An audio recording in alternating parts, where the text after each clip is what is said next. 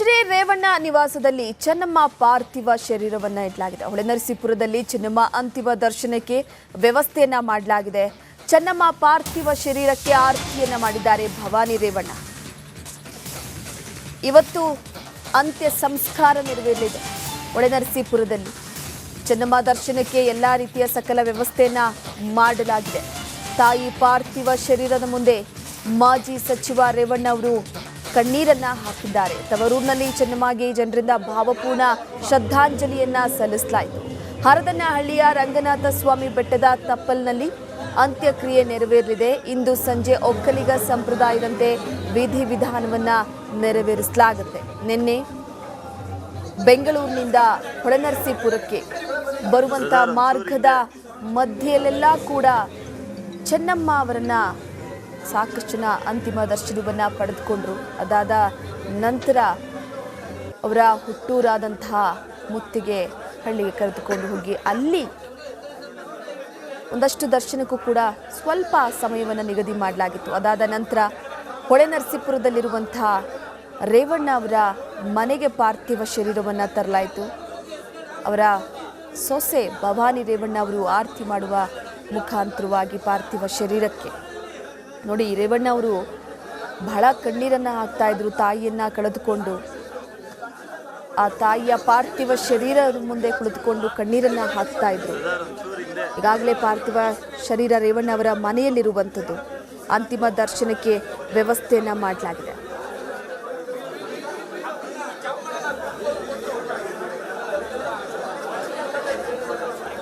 ಈ ಬಗ್ಗೆ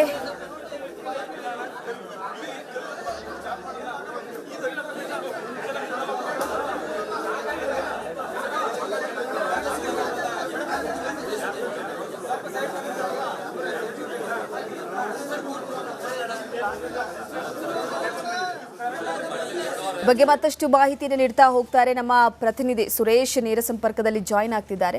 ಸುರೇಶ್, ಪ್ರಮುಖವಾಗಿ ಹೊಳೆನರಸೀಪುರದಲ್ಲಿ ನೀರವ ಮೌನ ಆವರಿಸಿದೆ. ಅಂತ್ಯ ಸಂಸ್ಕಾರಕ್ಕೆ ಯಾವ ರೀತಿಯಾಗಿ ಸಿದ್ಧತೆಯನ್ನ ಮಾಡಿಕೊಳ್ಳಲಾಗ್ತಾ ಇದೆ? ಎಷ್ಟು ಗಂಟೆಗೆ ಅಂತ್ಯ ಸಂಸ್ಕಾರವನ್ನು ನೆರವೇರಿಸಲಾಗುತ್ತೆ? ರೇವಣ್ಣ ಅವರ ಮನೆಯಲ್ಲಿ ಸ್ಥಿತಿ ಹೇಗಿದೆ? ಬಗ್ಗೆ ಮಾಹಿತಿ ಕೊಡೋದಾದ್ರೆ.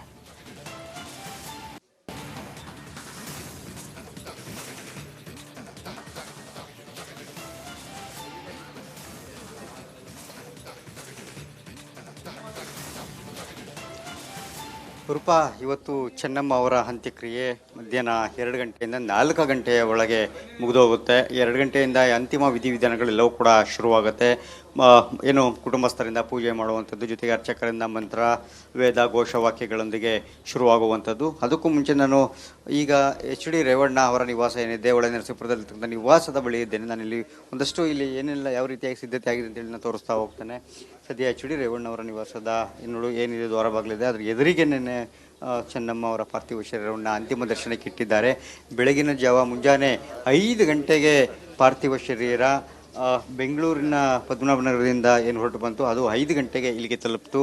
ಹುಟ್ಟೂರು ಏನಿತ್ತು ಚೆನ್ನಮ್ಮ ಅವರ ತವರು ಮನೆ, ಅಲ್ಲಿಗೂ ಕೂಡ ನಾವು ಹೋಗಿ ಅಲ್ಲಿಂದ ನಂತರ ನೇರವಾಗಿ ಎಚ್.ಡಿ. ರೇವಣ್ಣ ಅವರ ಮನೆಗೆ ನಿವಾಸಕ್ಕೆ ಬಂದಿರತಕ್ಕಂಥದ್ದು. ಬೆಳಗಿನ ಜಾವ 5 ಗಂಟೆಗೆ ಏನು ಪಾರ್ಥಿವ ಶರೀರವನ್ನು ಇಳಿಸಿದ ನಂತರ ರೇವಣ್ಣ ಅವರ ನಿವಾಸದ ಒಳಗಡೆಗೆ ಸುಮಾರು 1 ಗಂಟೆಗಳ ಕಾಲ ಒಳಗಡೆ ಕುಟುಂಬಸ್ಥರಿಂದ ಪೂಜೆಯನ್ನು ಮಾಡುವಂಥದ್ದು, ಮತ್ತು ಎಲ್ಲವನ್ನೂ ಕೂಡ ಅಂದರೆ ವಿಧಿವಿಧಾನಗಳ ಕುಟುಂಬಸ್ಥರು ಏನು ಮಾಡಬೇಕು ಅದೆಲ್ಲವನ್ನೂ ಕೂಡ ಮಾಡಿ ಆ ನಂತರ ವಿ ಐ ಪಿಗಳು ಮತ್ತು ಹೊಳೆನರಸೀಪುರದ ನಾಗರಿಕರ ವೀಕ್ಷಣೆಗೆ ಅಂತ ಹೇಳಿ ಈಗ ಮನೆ ಮುಂಭಾಗ ಹೊರಗಡೆ ಪಾರ್ಥಿವ ಶರೀರವನ್ನು ಅಂತಿಮ ದರ್ಶನಕ್ಕೆ ಇಟ್ಟಿದ್ದಾರೆ.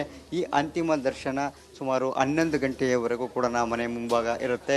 ಈ 11 ಗಂಟೆಯ ನಂತರ ಪಾರ್ಥಿವ ಶರೀರವನ್ನು ಮತ್ತೆ ಚಿರಶಾಂತಿ ವಾಹನಕ್ಕೆ ಶಿಫ್ಟ್ ಮಾಡ್ತಾರೆ. ಅಲ್ಲಿಂದ ಸುಮಾರು 2-2.5 ಗಂಟೆಗಳ ಕಾಲ ಸುಮಾರು 12ರಿಂದ 13 ಕಿಲೋಮೀಟರ್ಗಳಾಗುತ್ತೆ. 13 ಕಿಲೋಮೀಟ್ರು ಅಂದರೆ ಹರದನಹಳ್ಳಿಗೆ ಹೊಂದಿಕೊಂಡಂತೆ ಮಾವಿನಕೆರೆ ಬಳಿ ಇರತಕ್ಕಂತಹ ಅವರು ಜಮೀನು ಇದೆ.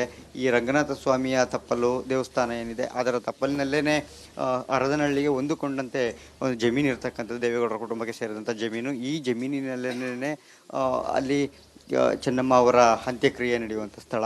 ಸೊ ಈಗ ಈ ಒಂದು ಅಂತ್ಯಕ್ರಿಯೆ ಸ್ಥಳಕ್ಕೆ ಹೋಗುವ ಮುನ್ನ ದಾರಿಯುದ್ದಕ್ಕೆ ಹೋಗುವಂತಹ ಸಂದರ್ಭದಲ್ಲಿ ಮೊದಲ ಬಾರಿಗೆ ದೇವೇಗೌಡರು ಏನು ಶಾಸಕರಾಗಿ ಆಯ್ಕೆಯಾಗಿದ್ದರು ಹೊಳೆನರಸೀಪುರದಲ್ಲಿ. ಆ ಸಂದರ್ಭದಲ್ಲಿ ಅವರು 10 ರೂಪಾಯಿಗೆ, ಕೇವಲ 10 ರೂಪಾಯಿಗೆ ಬಾಡಿಗೆ ಮನೆಯಲ್ಲಿ ಆ ಕಾಲದಲ್ಲಿ ಇದ್ದಂಥವರು.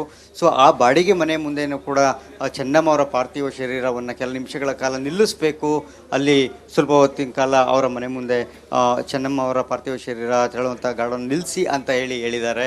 ಅದು ಕೂಡ ದೇವೇಗೌಡರ ಕೋರಿಕೆ ಮೇರೆಗೆ. ಹೀಗಾಗಿ ದೇವೇಗೌಡರ ವಿಶೇಷ ಕೋರಿಕೆಯ ಮೇರೆಗೆ ಚೆನ್ನಮ್ಮ ಅವರ ಪಾರ್ಥಿವ ಶರೀರ ಮೊದಲ ಬಾರಿಗೆ ಅವರು ಮದುವೆಯಾಗಿ ಏನು ಹೊಳೆನರಸೀಪುರದ ಶಾಸಕರಾಗಿ ಆಯ್ಕೆಯಾದ ನಂತರ ಬಾಡಿಗೆ ಮನೆಗಿದ್ರು, ಮೊದಲ ಬಾಡಿಗೆ ಮನೆ, ಶಾಸಕರಾದ ನಂತರ ಮೊದಲ ಬಾಡಿಗೆ ಮನೆ, ಅಲ್ಲಿ ಕೆಲ ಕಾಲ ಅಲ್ಲಿ ಅವರನ್ನು ಪಾರ್ಥಿವ ಶರೀರವನ್ನು ನಿಲ್ಲಿಸಿ ಅಲ್ಲಿ ಕೂಡ ಸಾರ್ವಜನಿಕರಿಗೆ ಅಂತಿಮ ದರ್ಶನಕ್ಕೆ ವ್ಯವಸ್ಥೆಯನ್ನು ಮಾಡ್ತಾರೆ.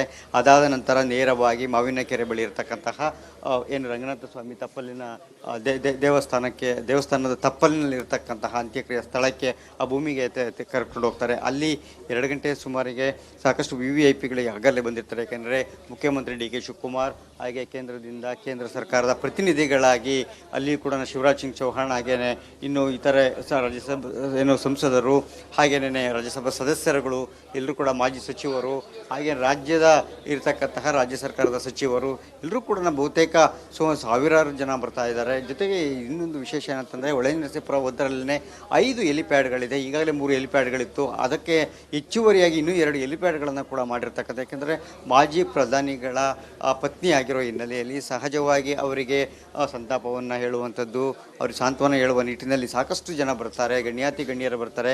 ಏಕೆಂದರೆ ಕೇವಲ ಕರ್ನಾಟಕಕ್ಕಷ್ಟೇ ಸೀಮಿತ ಆದವರಲ್ಲ ದೇವೇಗೌಡರು. ಸೊ ಹೀಗಾಗಿ ಸಾಕಷ್ಟು ಸಂಖ್ಯೆಯಲ್ಲಿ, ಸಾವಿರಾರು ಸಂಖ್ಯೆಯಲ್ಲಿ ಗಣ್ಯರು ಹರಿದು ಬರುವ ಹಿನ್ನೆಲೆ 5 ಹೆಲಿಪ್ಯಾಡ್ಗಳ ಮೂಲಕನೂ ಕೂಡ VVIPಗಳು ಬರ್ತಾರೆ. ಬರೋದಕ್ಕೆ ಈಗಾಗಲೇ ಸಾಕಷ್ಟು ವ್ಯವಸ್ಥೆಗಳು ಕೂಡ ಸಂಪೂರ್ಣ ಮಾಡಿಕೊಂಡಿರ್ತಕ್ಕಂಥ. ಎಲ್ಲಿಯೂ ಕೂಡ ರಸ್ತೆ ಮಾರ್ಗ ಮಧ್ಯೆ ಎಲ್ಲಿಯೂ ಕೂಡ ಸಮಸ್ಯೆಗಳು ಆಗದಂತೆ ಎಲ್ಲ ರೀತಿಯಲ್ಲೂ ಕೂಡ ಸಕಲ ಸಿದ್ಧತೆಯನ್ನು ಮಾಡಿಕೊಂಡಿದ್ದಾರೆ.